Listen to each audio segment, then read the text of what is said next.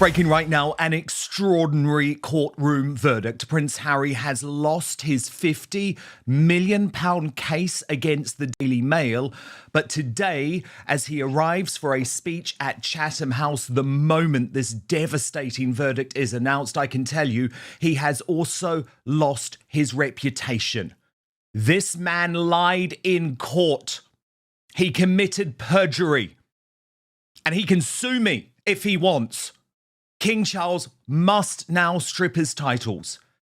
This case, this verdict was make or break for the Duke of Delusion, and it is over.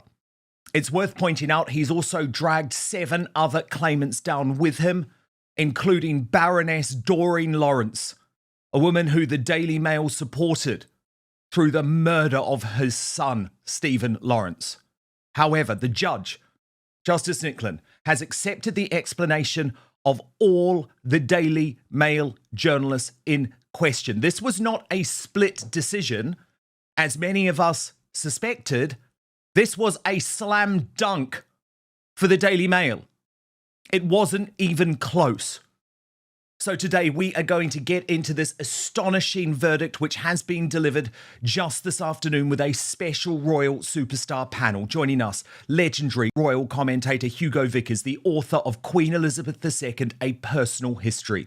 The American journalist and broadcaster Paula Frolick of Paula Frolick Uncensored on YouTube and Substack.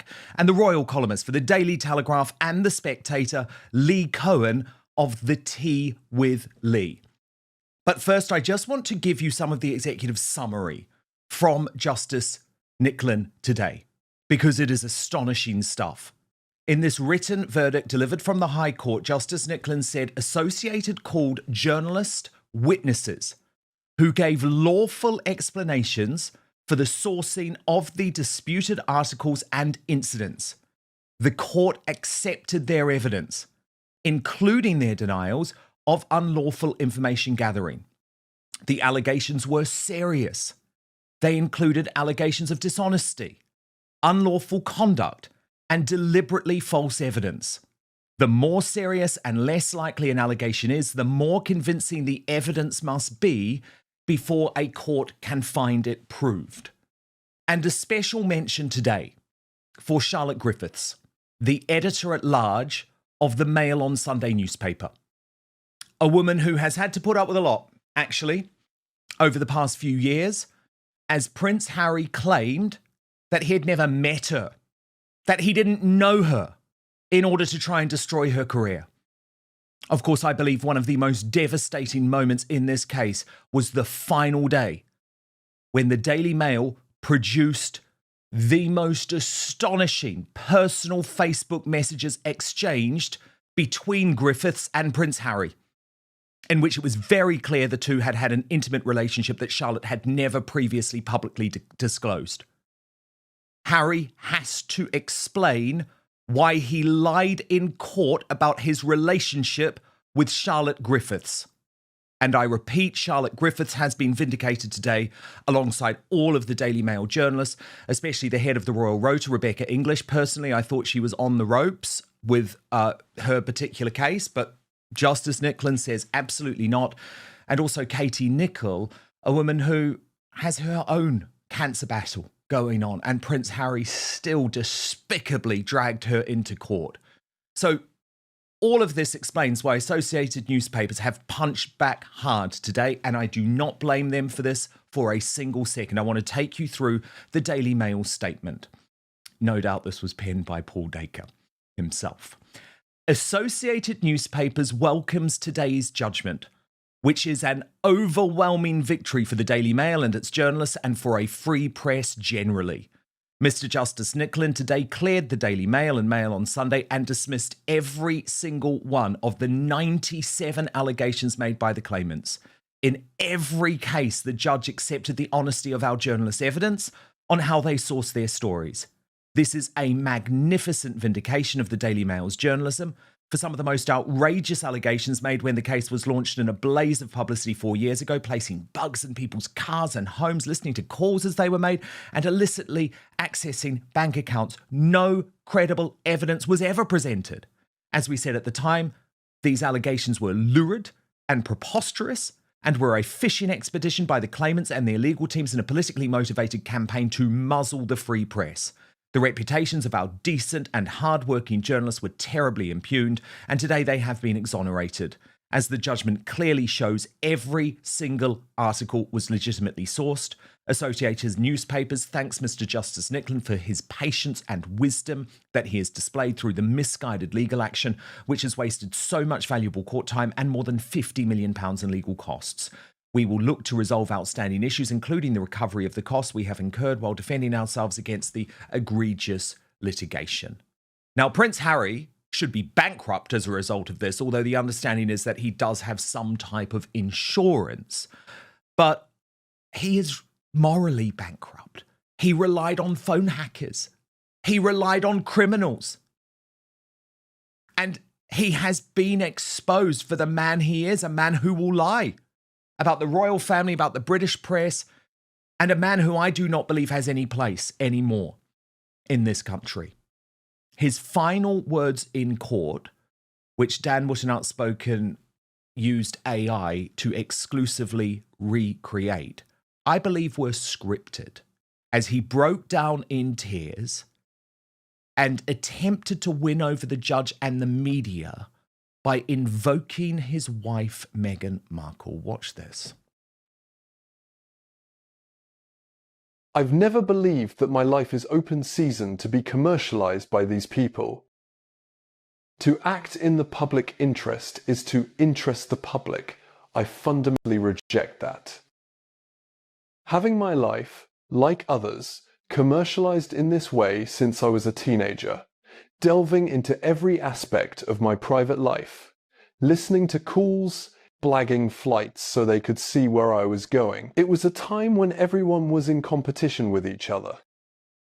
To sit here and go through this again, and to hear them claim in their defense that I don't have any right to privacy, is disgusting. They have made my wife's life an absolute misery, my lord.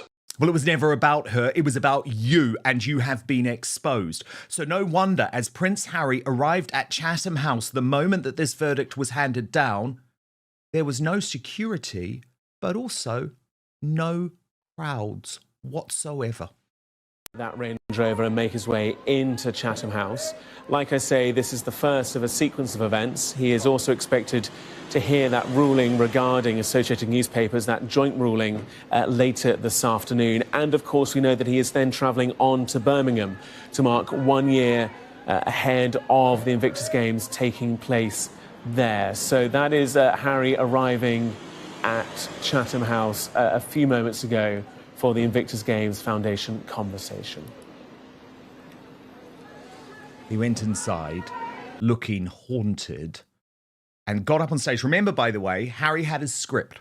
He had his script in his pocket and was planning, if he had won on even one of the 14 counts, was planning to get up there and say, "I'm the Dragon Slayer. Not only have I brought down the Daily Mail, I've just brought down the entire British mainstream media." Instead, he had to go ahead with this. I hope you leave this conference with a deeper understanding of what the Invictus movement really is, and not simply a week of sport every 2 years, but a community united by one belief, that the unconquered human spirit exists in every nation, and that our shared responsibility is to create the conditions in which it can flourish. Thank you.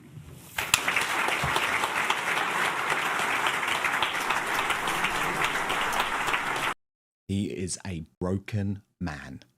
To this very special superstar panel reacting to this major breaking news, Hugo Vickers, I mean, this wasn't even close. It was a slam dunk. Lots of people thought the judge might just give Harry sort of a win on one of the 14 just so he had something to walk away with. But he didn't get that. This is a total destruction of his case and I believe his reputation today. Well, and you raise a lot of interesting points, I must say. And you mentioned his reputation. I mean, he hasn't done an awful lot to enhance his reputation in the last few years. You know, when you talk about some of the things to do with his wish for privacy, well, we think back to The memoir Spare, which I myself reviewed, I read the whole thing. I found a great number of faults of fact in it. So I think he was probably very unwise to go to court against the Daily Mail unless he had, an absolutely cut and dried case, and he quite clearly didn't. And so we must respect the verdict of the court. And I just wonder what will happen next.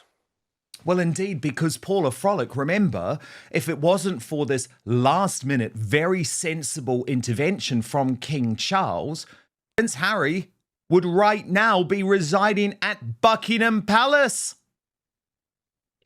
Yeah, that's ridiculous. It is, I think we all know exactly why he's not there now, but also, Dan, the point is, I think Harry knew he was going to lose. This is a last-ditch effort. So back in December 2025, there's a very interesting article on the Upsetter Substack right now, and it has an interview of a man who actually tried to intervene and get the Daily Mail to settle after all of the evidence was made public. It was around Christmas time. And Harry and team knew they were up a creek without a paddle. They saw all the notebooks. They saw everything that the Daily Mail had. They tried to settle, and the Daily Mail pretty much went, no, we shall not. Let's go to court. They wanted to put the nail in that coffin. And right now he's financially up a creek, reputationally up a creek. And I think Invictus is going to be the ultimate victim in this.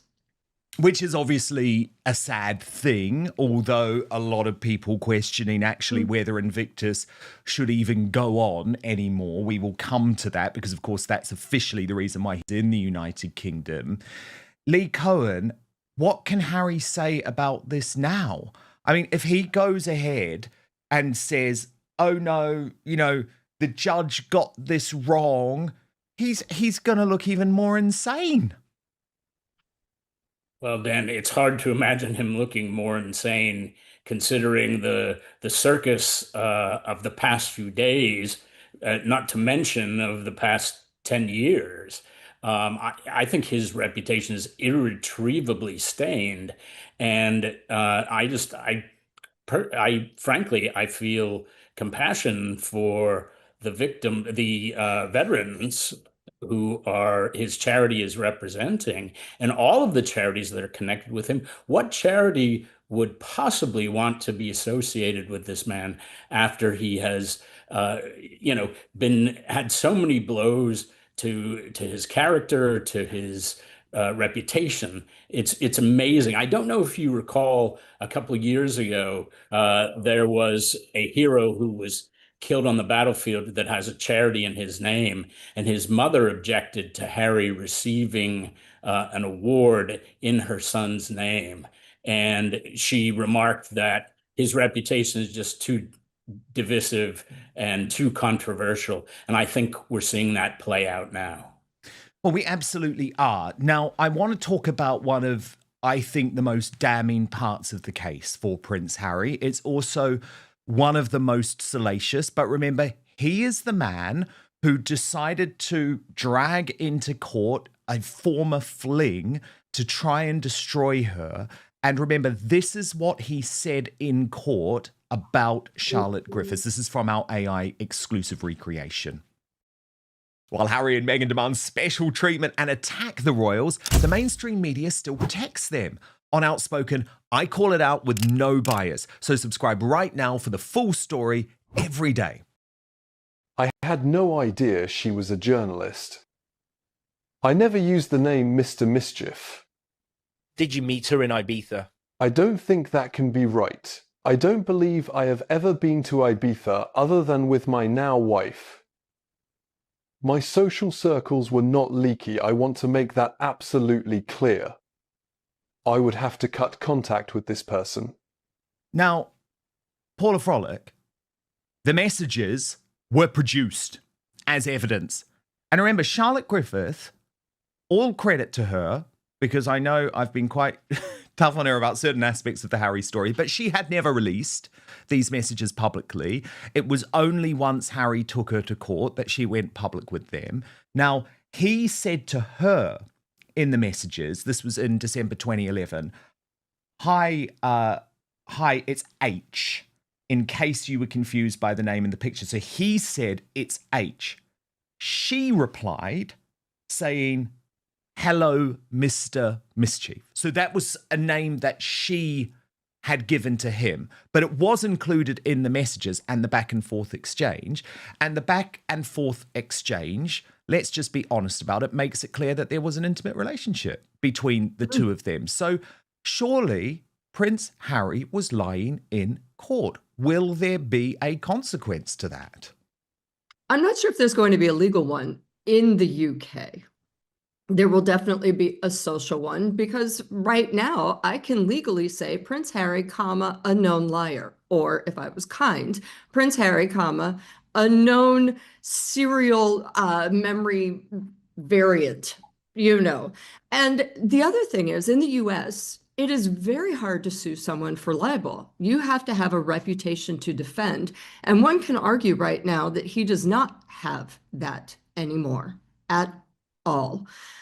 So, you know, I think it's going to be much more social than it will be legal. I'm not sure there's an appetite for the court system. No, because there never is. And that's the problem. I feel like he is just going to keep on. Look, the problem I've got with him is he keeps on trying to destroy other people's lives. I mean, Charlotte Griffiths and Katie Nicholl, they're people I've known personally, right? Years and years and years ago, we were both on the beat together. They are honest women. I mean, Katie has just gone through her own cancer battle. They both are mothers. And this idea that he wanted to destroy them is quite shocking to me. And I do sometimes think it is just worth actually looking at the messages themselves, because they do paint a particular picture of just how close and I think intimate the relationship was. So this is a particular exchange from January 2012. And Prince Harry says to her, hope you're really well, Griff. So he's calling her Griff. Miss our movie Snuggles. I'm off comms all week. In case you think I'm being rude, keep me posted. Kiss, kiss, kiss. Kiss, kiss, kiss. Kiss, kiss, kiss. Now, Hugo Vickers, just looking at that, just that message alone, that is a close relationship at the very least. That's not someone who you will forget in a couple of years' time. And Hugo, I mean, you're an author, you're a journalist. If a royal was sending you messages like that, you'd remember it, wouldn't you? So I think Harry, unfortunately, has been totally proven wrong, because Charlotte Griffiths was able to bring the receipts. Yes, it certainly would seem like that. And I don't want to defend Prince Harry in any way at all. I'm afraid I don't think he's terribly bright, and I think he's probably gone into all this and I don't know, maybe been to some extent encouraged by his legal team that he had a chance of winning. Yeah. And you know what it's like when you get hooked into these situations, probably egged on to some extent by his wife, because my theory, which I've certainly on many occasions in the past, is that a lot of the things he says don't seem to come from his head. They seem to be put into his head by his wife. Meghan speak, you can often tell that when he's making public statements. I've actually gone so far, if I'm allowed to say it, to say that I think he ought to be wearing one of those orange hostage suits that you sometimes see. It's sort of the same colour as Paula's jacket. Well, yes. Well, yes. But I don't mean to be rude, Paula. But much smarter jacket. Anyway, they go right across the orange things. But you know what I mean. No, I do. And I would just say this, that I live in a sort of slight atmosphere of chaos. And one day I picked up a copy of Hello magazine that was lying on the floor. And there was a picture of Prince Harry smiling and grinning and looking really happy. And I thought, hang on a minute, what's all this about? Then I looked at the date, 2015, i.e. pre-Meghan. In my view, he's always looked incredibly unhappy ever since he got involved with her. And you know, I think they're always trying to reinvent themselves. And one thing goes on for another. So it's a court case, or it's her cutting up petals and scattering them on the salads and the things that she does. It's all very tiresome. And I was dreading this whole week with him coming to London anyway, because the moment he appears, it becomes a sort of contradiction with the British royal family, who are working for, United Kingdom and Commonwealth, whereas he and his wife are working for themselves. And so it's always whatever he's doing, but takes on a great import. And one other point, if I may just make it, is, Please. he has, supported Invictus Games, which is a brilliant concept, which is to show wounded people that they are not victims. What has he done to himself? He's turned himself into the biggest victim of all time. So true. And you're completely right. Here are the real royals this week conducting their duty, going about it without any sort of drama. Although I do say King Charles and the tank, I wonder if he was sending a little bit of a message with that to his youngest son. It's interesting, Hugo, because you talk about Harry. I think he's an empty shell of a man today, actually. I just want to show you one other part of his speech from Chatham House, where I think he looks quite haunted. Now, of course, at this point, it is worth pointing out he knew that he had lost. I've been involved in these types of cases. You're allowed to find out an hour beforehand. So he got the news wherever he's staying. It was meant to be Buckingham Palace. We don't know. He got the news, then had to get straight in his Range Rover with his private security and deliver the speech. But to me, he looked like a haunted man today. Look at this. I'm going to interrupt you for a moment to listen now to Prince Harry speaking in Chatham House. Different governments, different militaries, different organisations, and of course different approaches to recovery. And that's exactly as it should be. No two countries are the same. No two healthcare systems are the same. And no two military cultures are the same either. And what brings us together is far more important than what sets us apart. And it's like, I mean, what is he talking about? Seriously. This is not your job. It's not your country anymore. It's not your place to comment. And I find it completely bizarre that he pressed ahead with this speech, actually. Well, he has certainly not befriended himself to the American people. He's made comments trashing our Constitution, trashing our free speech policies, and the fact that he and his wife have become absolute box office poison in Hollywood, the place where you would have imagined, if anywhere, they could have thrived, is just, it's head spinning. And what you really wonder, Dan, is, I mean, don't they sort of war game these things? Don't they plan them out? Don't they think through a sequence of, well, my court case is this day and I'm coming and I refused or I didn't answer in a timely manner the invitation from Buckingham Palace, and then I accepted. I mean, it is such a roller coaster ride of chaos that it's mind-boggling. And where are the advisors in all of this? Well, the problem is, I think they're no longer listening to any advice. They're actually now just doing it themselves. And I've always said, actually, they've had advisors for a long time who they've chosen to ignore. And now we are getting to see what it's really like when Harry and Meghan run their own affairs, and it's total chaos. By the way, Piers Morgan has weighed in on the verdict. It's quite funny. He writes, with tongue firmly in cheek, devastated about Prince Harry's £50 million High Court defeat to the Daily Mail. I do hope it doesn't bankrupt him. But then he wrote, in a more serious manner, massive win for the Mail, massive defeat for the Ginger Whinger and the other celebrities involved who love to use the media when it suits them. How delicious that he's come back to the UK just in time to be humiliated. Expect the mother of all tantrums later.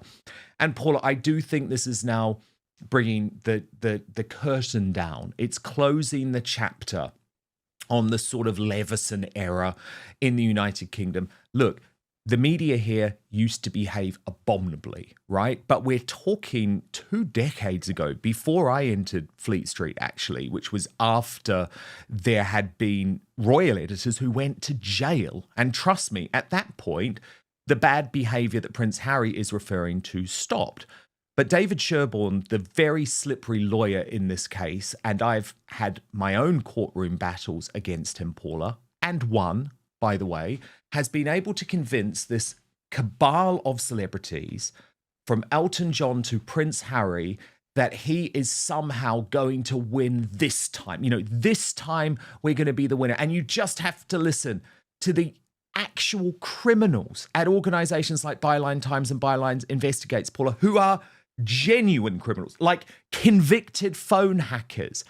And I really do think we just have to move on now from that era. This has to be the final nail in the coffin.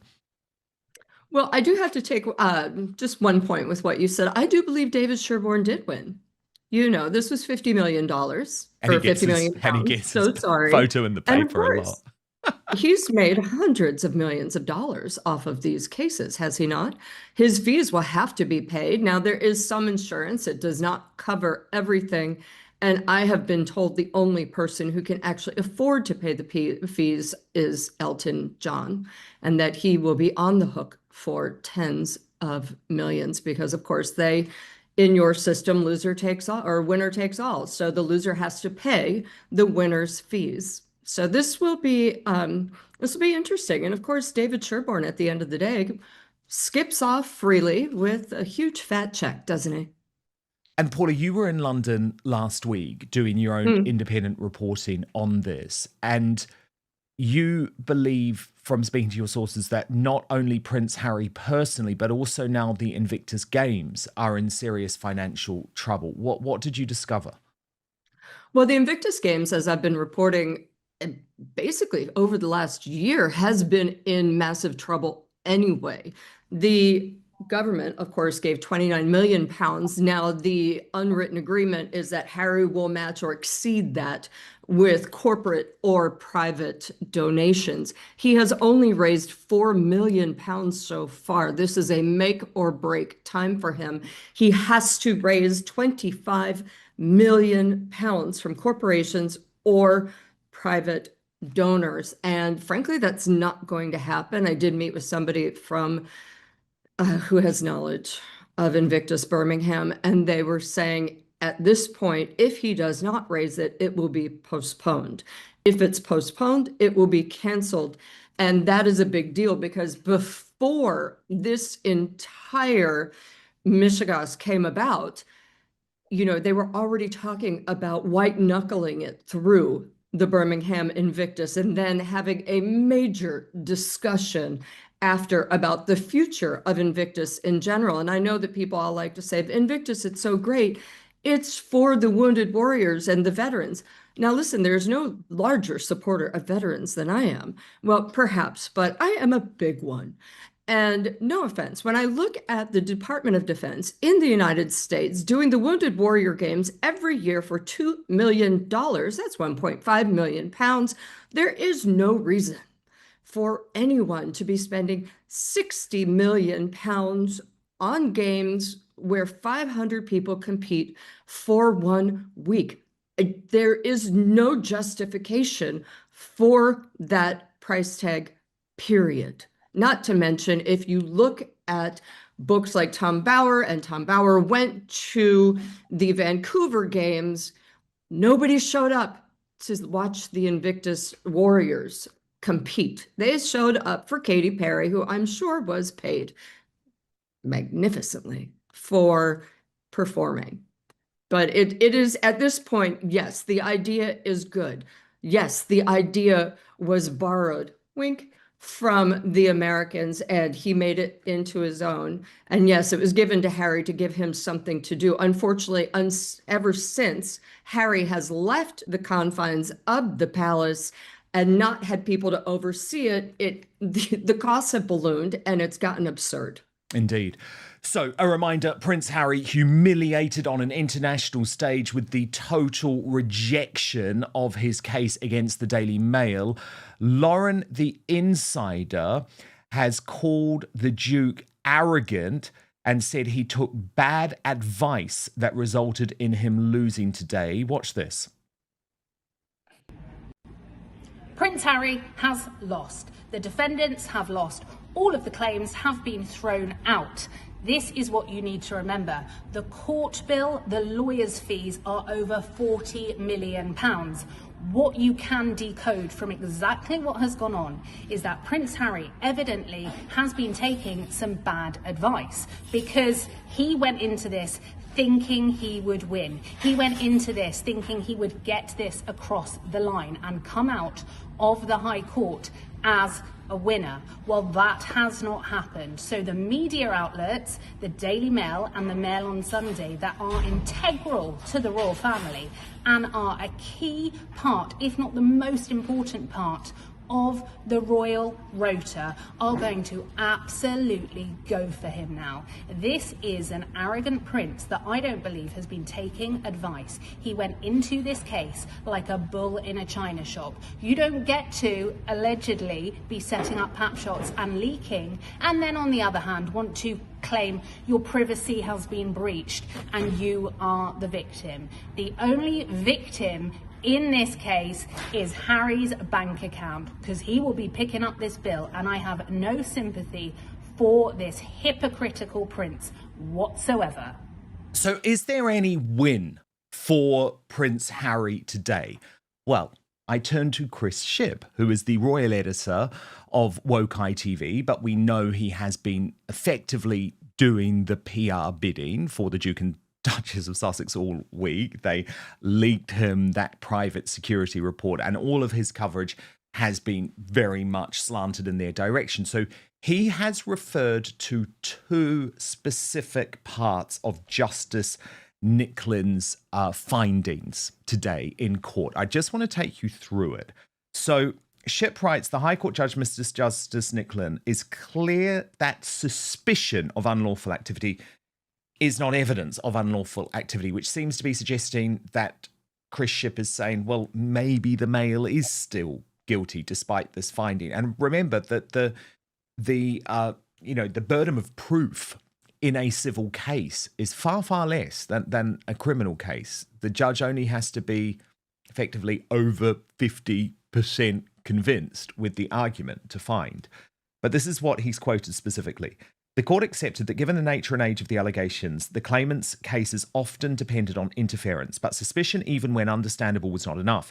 The claimants had to prove that the information complained of had been obtained unlawfully. The court rejected the argument that simply because information was private and because associated could not positively explain how it had been sourced, the relevant article must have been unlawfully sourced. And then referring to one article Harry claimed was based on unlawfully obtained, and it was that he was to be the godfather to a child of his nanny Tiggy Leg Burke. The judge ruled, Harry's evidence does not, without more, establish that the information was obtained through voicemail interception, still less that it was obtained by or as the product of an unlawful act carried out or commissioned on Associated's behalf. Now, Lee Cohen, I'm sorry, this just feels absolutely desperate if this is the only positive that Harry is taking from the verdict. At the end of the day, if you look at lots of the specific cases, Lee, where the journalists got up in court, they were actually able to say, no, I received this story from X, from a friend of Harry's who had been sitting around a campfire, for example. Well, Dan, I think the only positive for Harry is what he will do with this bad news for him, and surely he will use it to his victimhood narrative that he's never far from. But having said that, I find it interesting, and I'm no lawyer, but I'd like to hear perhaps from Paula. Absolutely every allegation was dismissed. Yeah, there wasn't one, not one. And the judge made a remark that Prince Harry went beyond giving factual evidence. I mean, that's a lot. Once again, I go back to who was advising this guy. When he was in the bosom of the royal family, he, of course, had handlers and advisors and counselors that kept him from the self-harm that we're now seeing. We're seeing a man self-destruct. Indeed. Well, just before you come in, Paula, I actually want to show you a moment in court. It was one of those astonishing moments in court where the judge, this is Justice Nicholan, the man who was actually going to be making the decision that was make or break, tried to give Harry some advice during the evidence because Harry, of course, was irritable and difficult to deal with and was not following instructions. And he didn't actually take this advice well from Justice Nicholan. Watch. But first, do you remember when energy used to feel effortless? You'd get through a workout, a long day, a bad night's sleep, and still feel sharp. But as you get older, trust me, it can start to feel like your body and brain don't have the same spark they used to. Here's the interesting part. That's not in your head. It's biology. When we're younger, our bodies naturally produce and regenerate high levels of creatine. But as we move into our 40s and beyond, that production steadily declines. And that means less readily available energy for both our muscles and our brains. That's exactly why Qualia Creatine Plus was created. Here's the key thing though. You can't just take any old creatine and assume it's doing the job. It has to actually get into your cells and then be activated so your body can use it properly. That's why Qualia Creatine Plus is different. It combines two clinically studied forms of creatine with electrolytes, all chosen to support absorption and activation. It includes easy to mix micronized creatine monohydrate in a new form called OptiCreatine, plus creatine magna power, along with a precise amount of sea salt to help support uptake where it matters most. What makes this stand out is that it's not just creatine, it's the delivery system your body needs to make it work for you. We're way past the dark ages of creatine being just for gym bros. Creatine is critical for energy, metabolism, cognition, and healthy aging, not just lifting like a bodybuilder. So go to qualialife.com/Dan for 50% off. And here's a bonus. Use the code Dan for an additional 15% off your order. That's QUALIA life.com/Dan and use the code Dan. And thank you so much to Qualia for sponsoring this episode. Now, back to the show. Part of Mr. White's job is to put allegations to you. This is a big moment. You're doing exactly what lots of litigants do. You tend to argue back about what he is putting to you. You don't have to bear the burden of arguing the case today that's for Mr. Sherborne. I had a bad experience with Mr. Green. You can simply say, I don't accept that, or I don't know about that.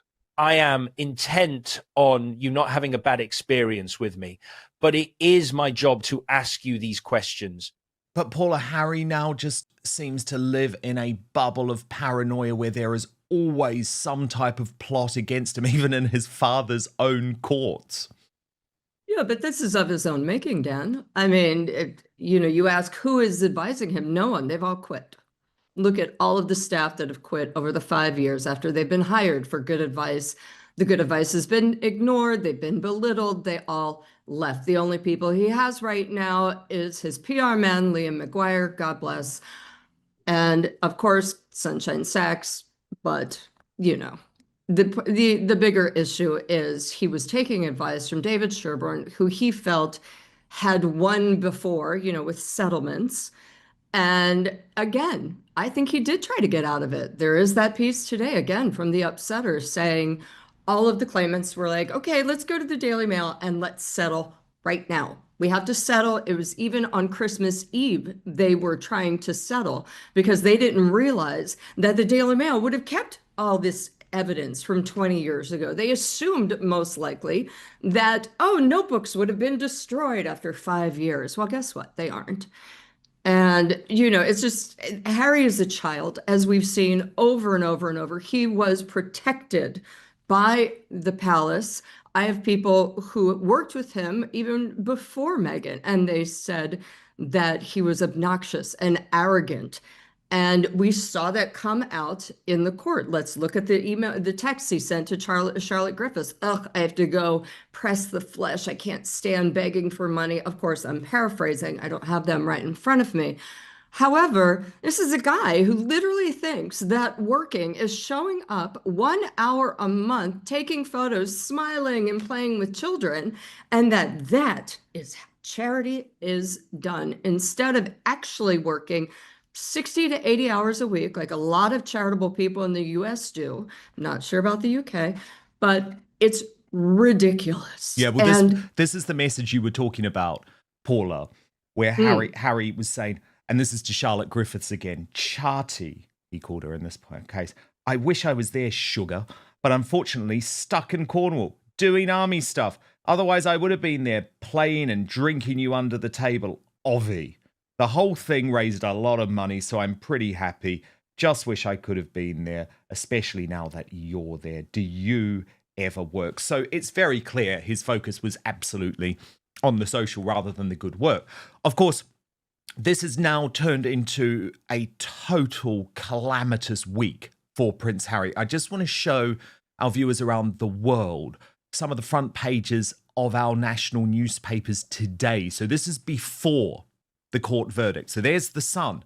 King snaps at Harry. The Daily Express also splashing on this story. Harry turned away from the palace. And even the broadsheet Daily Telegraph, which is widely considered to be the sort of newspaper of the royal family. King puts foot down on to block Harry's stay. And I think it was the briefing to The Sun that was probably the most interesting, because they're very much trying to paint a picture about the fact that King Charles has just had enough. And it was the monarch personally who was able to slam the door shut to Buckingham Palace. Now, whether that's just his aides trying to, make Charles look a little bit tougher than he actually is in this case, I'll let you decide. But this is the royal aide who they are quoting, saying the king was being tested beyond endurance. Sources say his U-turn, this is about staying at Buckingham Palace, came after a Friday deadline passed. And a month of indecision meant palace staff needed for his stay were allocated elsewhere. Harry, who is understood to have arrived in Britain, will stay in private accommodation. A royal aide said the king's patience snapped. He wants to be a loving father and grandfather, but that was being tested beyond endurance. He is not willing to be pushed around, nor to indulge a constant state of chaos. Meanwhile, sources close to Harry are even questioning if the offer for the palace was genuine. So, Hugo Vickers, do you think, given these circumstances, King Charles was right to end up banning Harry from staying at Buckingham Palace? Well, it's a funny one, isn't it? Because I would have thought there were quite a lot of rooms at Buckingham Palace which could be made available at very short notice if he wanted to. I think probably there's something more going on behind the scenes, using emotional blackmail. Do I bring the children? Will you ever see your grandchildren? What about, that whole security issue which he keeps banging on about? But it's very sad, because actually what I've always hoped would happen would be that there could be some kind of personal reconciliation between father and son, for two reasons. One, we know from Prince Harry himself that the king said he didn't want his last years to be made miserable by family disputes. And secondly, whatever you think about Prince Harry, from the fact that he, going back to his childhood when he lost his mother, he is carrying around a lot of emotional baggage, and he's got a lot of problems, I suspect, out in Montecito as well with his wife and children. And I think, if his father dies, let's say, and he hasn't reconciled with him, he's going to be even more of a mess than he is already. So in that respect, I hope that there could be some sort of reconciliation personally. As for him taking any part in royal life, royal working life, no, because as we've seen, the moment he appears in this country, he becomes a total distraction. People just write about what he's doing, what he's thinking, what is going on, this and this and this and this. And it just takes away from, as I said before, the very important work that our royal family are doing, which they're not doing for themselves, they're doing for the United Kingdom and the Commonwealth. Well, it's interesting that you say that, Hugo, because it looks like Harry is still pushing for a meeting with the king this week and has not ruled out bringing the children. So he's saying London is too dangerous, but potentially the children will still come in to go to Althorpe, where it's believed that they're filming for a documentary to broadcast next year for the 30th anniversary of the death of Princess Diana. And the Daily Mail has actually reported today that sources close to Prince Harry say he is looking forward to spending time with the king. So this is an insider at the Mail who obviously are totally involved in the story today, but they are still reporting on what Harry wants. And they say Harry is still keen to see Charles, which he is looking forward to. I mean, Hugo, would that be a big mistake for the king in these circumstances? No, I don't think so. I mean, I honestly think, as I've just said, I think it's very important that they should have some sort of reconciliation. I think we all understand that on a human level, of father to son. Publicly, for work that he might do, no. I think actually he might do the Invictus Games an enormous service by stepping down and letting them have a different patron and getting them get on with it and do their funding themselves without him, because he's now becoming controversial and difficult. But I think the king has always actually been very clever. He's never responded to the numerous jibes that have been thrown at him from Montecito. Remember the Oprah Winfrey interview? Oh, yeah. Remember So all much. He has never said anything. Queen Camilla being called dangerous. Exactly. I mean, it's interesting because, well, actually, let me just tell you what else the source close to Prince Harry has told the Mail on this, because it does look like he's waking up. I would argue, Hugo, maybe I'm not as kind as you, because I would argue too little, too late, mate. But this is what the source close to Prince Harry is saying. Harry is really, really keen to bring the kids. He wants to ground them in the UK, in their heritage and their family heritage. They need to see their grandfather and they need to understand more about where they come from. Their lack of knowledge of the UK is becoming apparent, along with their lack of connection to it. Then they quote a friend, so that they're now saying they're speaking to one of Harry's friends, saying the problem is that the children are just so excited about this visit. They were told already some time ago that they are coming, and they are beside themselves with excitement. They have been hopping up and down about coming here. They are really excited about the trip. They have been talking about it for months. Harry and Meghan have been telling them about the UK. Harry doesn't want to disappoint them. There's nothing from him to say either way at the moment for sure, but the feeling I get is that he will find a way to make it happen for them, the children, in a way that everyone is happy with. He will try to be the bigger person and bring them anywhere. I mean, honestly, I have my head in my hands, okay? Because to me, this is not just emotional blackmail now against the king. They're playing with their children's emotions, Lee. Because Harry knew he didn't have the security. So why on earth is he telling the children, oh, we're going to come and we're going to give you this great visit, when he knew that security was not going to be provided?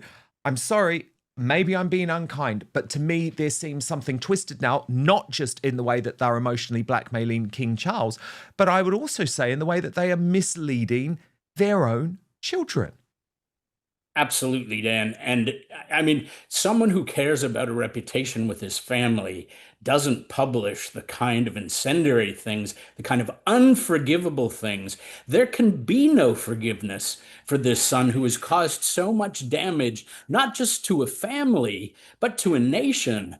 We don't have a monarchy in the United States, obviously. And I, as someone who admires the monarchy and the good that I feel it does, and the compelling things about the government and the way the monarchy really, I believe, allows the United Kingdom to punch above its weight diplomatically in the world.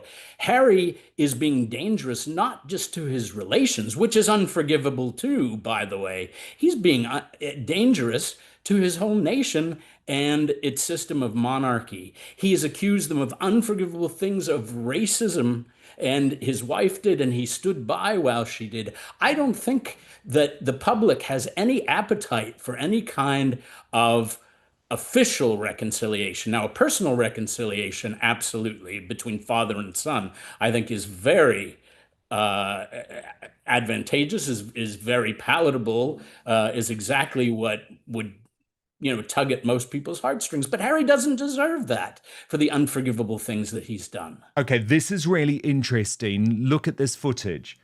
David Sherborne, the lawyer who just completely lost this case after, I believe, misleading Harry and a whole load of celebrities for years, according to Chris Shipp of Woke ITV, who we know is in Camp Harry, has just arrived at the Invictus Games event at Chatham House that Harry is attending. Chris Shipp says, presumably, there is much to discuss. Paula, that is going to be one fascinating meeting, because it was David Sherborne who for years was assuring not just Harry, but Doreen Lawrence and Elton John and Sadie Frost and all of the other people involved in this case, like Simon Hughes, the former Liberal Democrat MP, that this is a slam dunk. There's no way you're going to lose. Now he's got to face the music.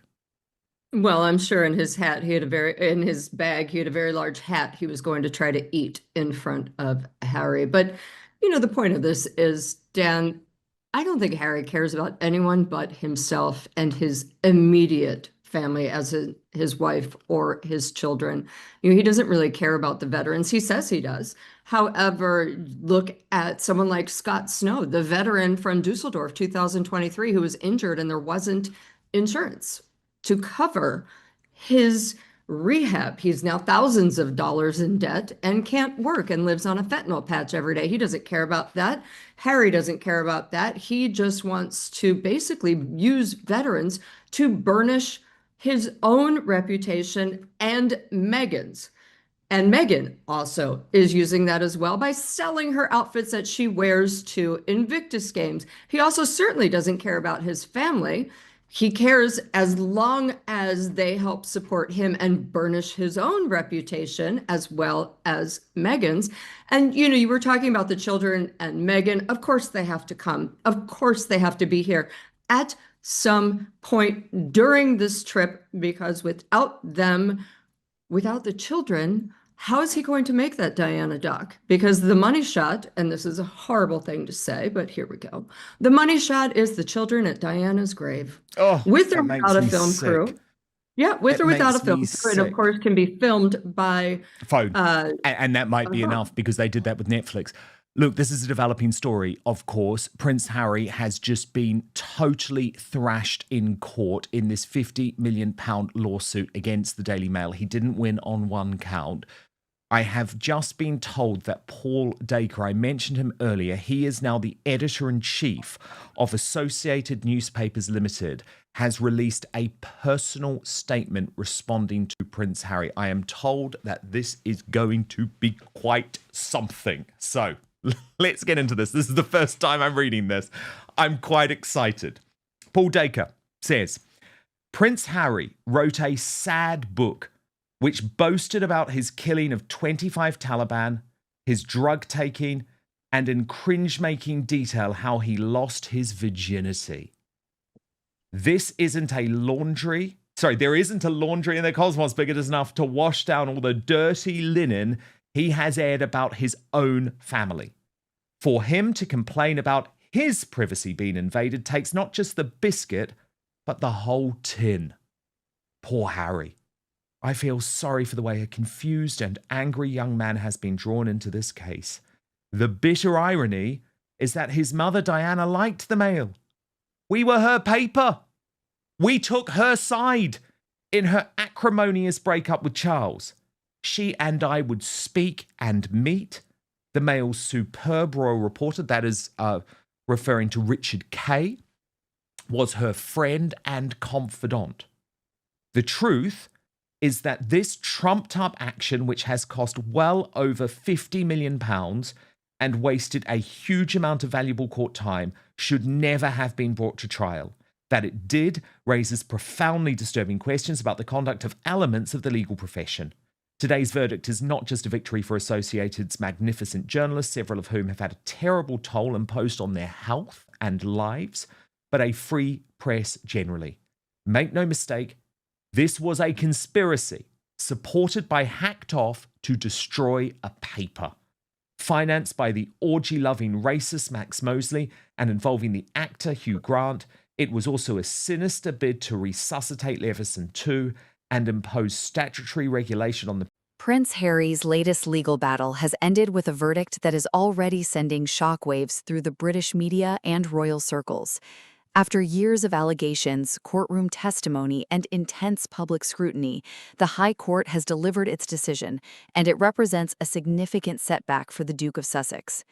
The case, which reportedly involved legal costs exceeding £50 million, centered on claims that journalists working for Associated Newspapers, the publisher of the Daily Mail and Mail on Sunday, had unlawfully gathered information for dozens of published articles.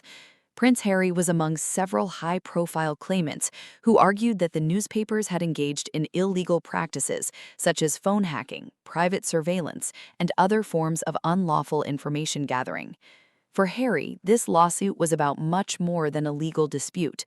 It formed part of his broader campaign against sections of the British press, a campaign he has described as a fight for accountability and justice. Throughout recent years, he has repeatedly argued that intrusive media coverage has caused lasting damage, not only to himself, but also to his family. This case, therefore, carried enormous personal and symbolic importance.